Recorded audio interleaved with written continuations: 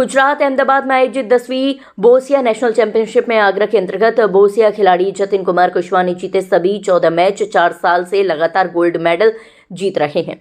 Senior वर्ग की एकल व युगल प्रतिस्पर्धा में जीते 2 स्वर्ण पदक मंगलवार को आगरा लौटने पर खेल प्रेमियों और परिजनों ने किया भव्य स्वागत।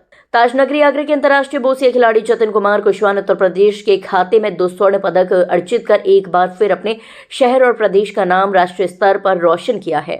गौरतलब है कि boccia sports federation of India द्वारा गुजरात अहमदाबाद में स्थित वीर सावरकर स्पोर्ट्स कॉम्प्लेक्स में 28 जनवरी 2026 को 10वीं 6 दिवसीय बोसिया national sub junior senior male and female championship 2025-26 आयोजित की गई थी। 22 राज्यों के 127 खिलाड़ी पदक के लिए अपनी अपनी दावेदारी कर रहे थे।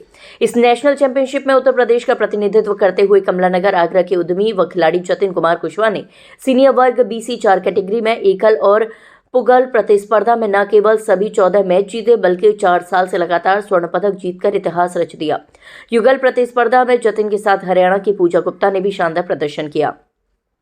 Boccia sports federation of India के अध्यक्ष जसप्रीत सिंह धालीवाल, उपाध्यक्ष अशोक बेदी और सचिव शमिंदर सिंह ढिल्लो ने जतिन कुमार कुशवाहा को अलग अलग प्रमाण पत्र और स्वर्ण पदक देकर सम्मानित किया। मंगलवार को आगरा लौटने पर मित्रों, खेल प्रेमियों और परिजनों द्वारा जतिन का भव्य स्वागत किया गया। पिता तीरथ सिंह कुशवाहा, राजेश शर्मा, राम कुशवाहा, अमृत वर्मा, विनोद महेश कुशवाहा, अंकित महाजन, अशोक कुशवाहा, राजकुमार कुशवाहा, अनिल कुशवाहा, गोपाल परमार, प्रताप सिंह कुशवाहा, दक्ष कुशवाहा, मोहन कुशवाहा, प्रकाश वीर सोलंकी, सौरभ कुशवाहा मौजूद रहे। आगरा से हिंदुस्तान वॉइस 18 के लिए दीपक कुशवाहा की रिपोर्ट। और अभी ये 10वीं बोसिया की नेशनल चैंपियनशिप हुई थी जो कि अहमदाबाद गुजरात में हुई थी। और मुझे बताते हुए बड़ी खुशी हो रही है कि जो इंफ्रास्ट्रक्चर अहमदाबाद और गुजरात में मुझे मिला वो वर्ल्ड लेवल का इंफ्रास्ट्रक्चर था, जो कि हम चाइना में, हांगकांग में या किसी और अन्य विदेशों में जाके देखते हैं कि यूरोपियन कंट्रीज कितना अच्छा कर रही हैं या US कितना अच्छा कर रही है। तो वो वर्ल्ड क्लास का इंफ्रास्ट्रक्चर अब हमारे देश में भी मौजूद है।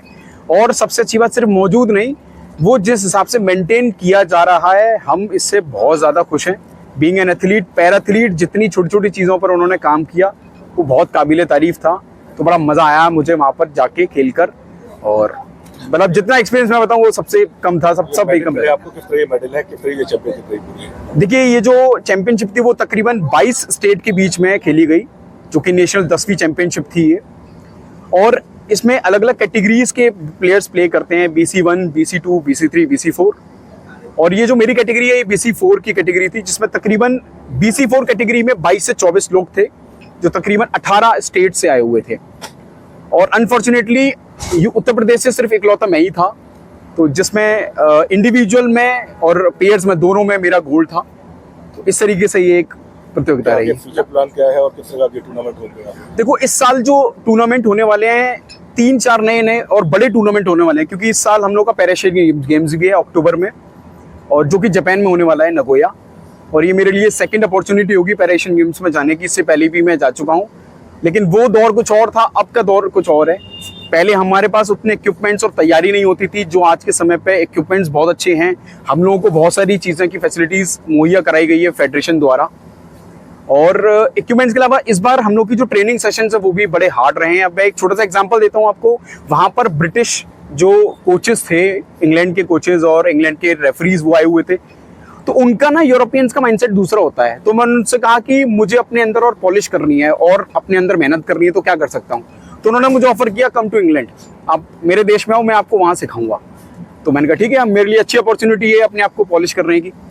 तो फिर अब देखते हैं आने वाले समय में हम लोग कितने टूर्नामेंट्स के लिए बाहर जाते हैं। जनरली शेड्यूल हम लोग के पास पहले ही आ जाता है, जिसमें आज इस बार मैं इजिप्ट, कजाकिस्तान और हम लोग का कनाडा का प्लान है। 3 देश का प्लान है। अब 3 में से हम लोग को कितनी अपॉर्चुनिटी मिलती है। बाकी 4th इवेंट तो जो जापान में है। सरकार से क्या मदद चाहते हैं आप, देखा जाए?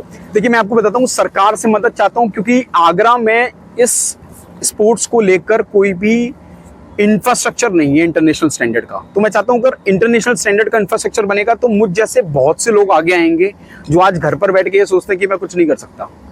तो ये एक स्टेटमेंट जाना चाहिए उन लोगों को कि अपने आप को किसी से कम मत समझो। जो हम कर सकते हैं शायद वो कोई आम बंदा भी नहीं कर सकता।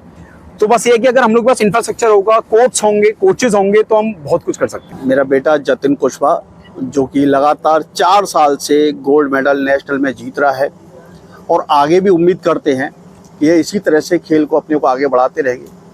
आगरा शहर की जनता और अपने जो भी शुभचिंतक हैं, खेल प्रेमी हैं, सभी के आशीर्वाद से आने वाले आगामी दिनों में अक्टूबर में एशिया होने जा रहा है। तो एशिया जो होगा वो जापान में होगा।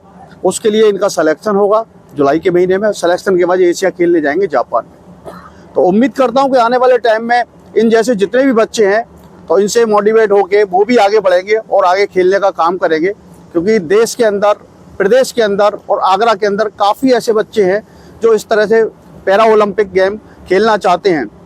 सुविधाएं पूरी ना होने के कारण वो बच्चे नहीं खेल पाते हैं।